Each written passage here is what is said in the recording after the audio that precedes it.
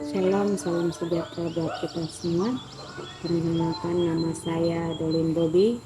Kampus saya Sekolah Tinggi Agama Kristen atau bisa dipanggil STAPTEN, semester 4, jurusan PAK Pendidikan Agama Kristen. Di sini saya akan menafsirkan dalam Alkitab yang terdapat dalam 1 Korintus 3 ayat 10 hingga ayat 23, kopi hitam, dasar, dan bangunan. Tema sebagai orang Kristen mendasarkan iman di atas Yesus. Latar belakang surat 1 Korintus ditulis oleh Rasul Paulus kepada jemaat di Korintus, sebuah kota yang penuh dengan budaya dan filsafat, namun juga banyak tantangan rohani. Isi pokok 1 Korintus 3 ayat 10-23, perikop ini membahas tentang fondasi yang benar dalam kehidupan rohani dan hikmat sejati di dalam Kristus. Ayat 10 hingga 11, dasar yang kokoh Yesus Kristus.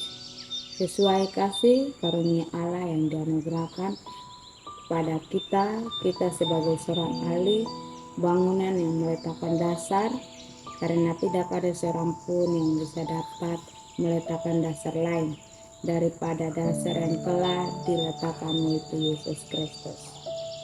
Ayat 12 hingga ayat yang 15, ujian kualitas bangunan rohani. Entahkah orang membangun di atas dasar ini dengan emas, perak, batu permata.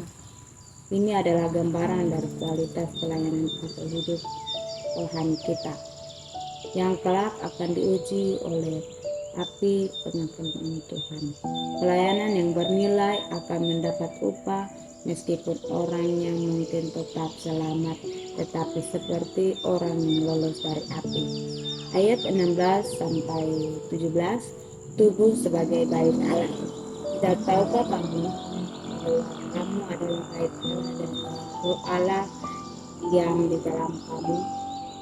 Jemaat atau orang percaya disebut sebagai bait Allah, tempat Roh Kudus tinggal. Paulus memperingatkan bahwa mereka yang merusak bait Allah atau jemaat akan dihukum oleh Allah, karena jemaat adalah miliknya yang kudus.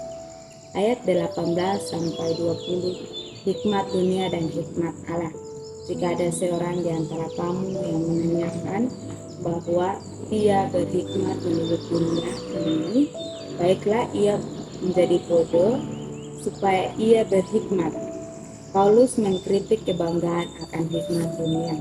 Hikmat sejati datang dari Allah, bukan dari logika atau sistem nilai dunia ini. Ayat 21 hingga 23, segala sesuatu milikmu dan kamu milik Kristus. Sebab itu jangan ada orang yang memegahkan dirinya atas manusia, sebab segala sesuatu adalah miliknya. Jemaat diminta tidak meninggikan manusia, pemimpin rohani. Semua berkat dan hal baik adalah milik kita, karena kita milik Kristus dan Kristus milik Allah. Kesimpulan, dalam kehidupan kita, Yesus adalah dasar hidup kita. Tidak ada dasar yang lain bisa menggantikannya. Setiap orang yang membangun sesuatu, pertanyaannya, dengan bahan apa? Apakah hidup kita punya nilai kekal? Jemaat adalah tempat Roh Kudus tinggal, maka perlu saling membangun, bukan saling merusak. Hikmat dunia jika tidak menggantikan kebenaran rohani, jadilah bijak menurut Allah. Hidup kita adalah milik Kristus, maka mari kita hidup untuk kemuliaan dan bukan untuk mencari pujian dari manusia, tetapi melainkan pujian dan hormat untuk nama Yesus. Demikian tafsiran saya sampai di sini. Mohon maaf apabila ada kekurangan dalam penafsiran saya.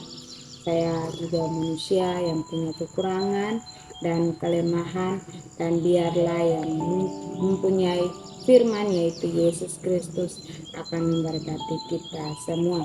Dan akhir kata, Shalom, Tuhan memberkati kita semua.